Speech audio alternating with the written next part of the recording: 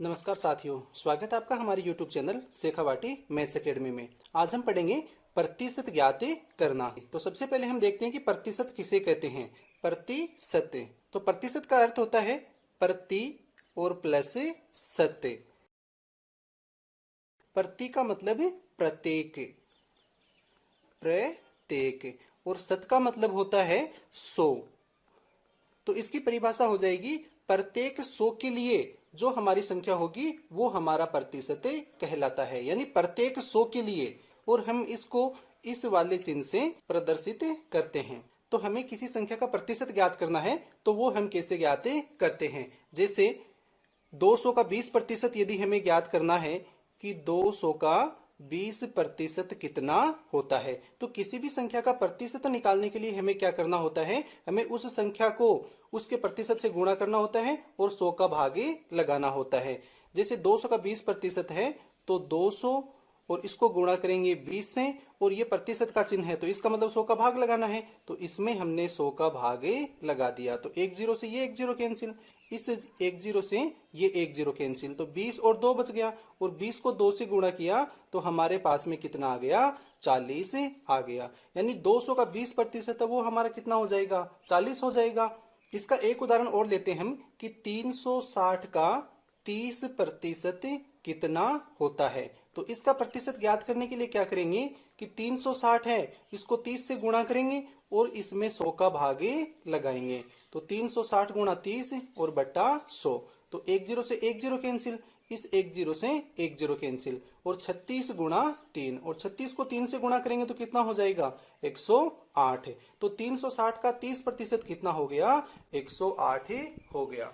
तो इस तरीके से हम किसी भी संख्या का प्रतिशत ज्ञात कर सकते हैं। अब कई बार क्या होता है कि हम कोई सामान खरीदने जाते हैं और उस पर कोई छूट दी हुई होती है कि जैसे 80 रुपए का कोई सामान है, 80 रुपए का कोई सामान है और उस पर कह रहा है कि इस पर 60% की छूट दी जाती है। तो हमें कितनी छूट मिलेगी ये हमें ज्ञात करना है। तो इसी तरीके से 80 का हमें 60% निकालना है। तो हमें क्या करना है, इस 80 को 60 से गुणा करना है और इसमें 100 का भागे लगाना है। तो इसमें 100 का भागे लगा दिया, तो एक जीरो से एक जीरो कैंसिल और इस एक जीरो से एक जीरो कैंसिल, तो 8 और 6 बच गया, और 8 को 6 से गुणा करेंगे तो कितने आ गया, ये हमारा 48 आ गया। यानी 80 रुपए की कोई चीज है उस पर 60% की छूट मिलती है, यानी हमें 48 रुपए की छूट मिली, तो हमें इसका कुल कितना मूल्य देना पड़ेगा, 80 माइनस 48, तो हमें इसके 32 रुपए देने पड़ेंगे। तो इस तरीके से हम यदि किसी भी वस्तु पर कोई छूट दे रखी है, कितने प्रतिशत की छूट दे रखी है, तो वो हम ज्ञात कर सकते हैं। अब इसमें यह भी क्वेश्चन पूछे जाते हैं कि प्रतिशत को भिन्न के रूप में कैसे बदलते हैं। तो इसके लिए हम एक दो उदाहरण लेते हैं। जैसे 10%, तो हमें यह प्रतिशत के रूप में दे रखा है। यदि हमें इसको भिन्न के रूप में बदलना है तो हम क्या करेंगे, इस प्रतिशत के चिन्ह को हटा के नीचे बट्टा में कितना लगा देंगे, 100 लगा देंगे। तो ये हो जाएगा 10 और बट्टा 100, तो एक जीरो से एक जीरो कैंसिल, तो ये हो गया 1/10। तो हमारे पास में ये प्रतिशत में था, अब ये किस में हो गया, ये हमारा 1/10 भिन्न के रूप में हमने इसको बदल दिया। इसमें हम एक उदाहरण और लेते हैं, जैसे 40%, तो ये हो जाएगा 40 और बट्टा प्रतिशत को हटा देंगे यहाँ से और इसके नीचे बट्टा में कितने लगा देंगे, 100, तो एक जीरो से एक जीरो कैंसिल, और 4 और 10 है तो ये 2 से सरल हो जाएगा 2, और ये हो जाएगा 5 दूनी 10, तो ये हो गया 2/5।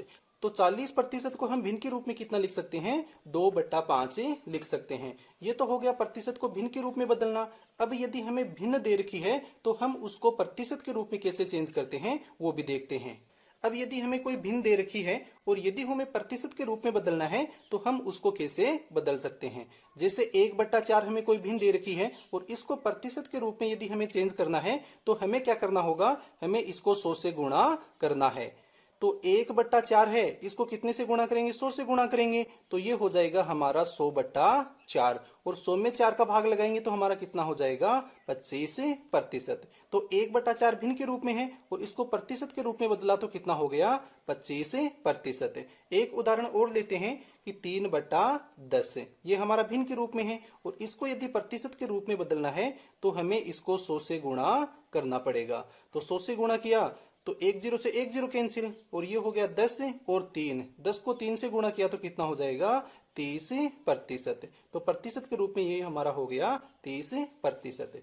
इस तरीके से आप भिन्न है इसको प्रतिशत के रूप में बदलेंगे तो हमें 100 से गुणा करना पड़ेगा, और यदि हमें प्रतिशत को भिन्न के रूप में बदलना है तो हमें इसमें 100 का भागे लगाना पड़ेगा। तो इस तरीके से हम प्रतिशत को भिन्न में भी बदल सकते हैं और भिन्न को प्रतिशत के रूप में भी बदल ले सकते हैं।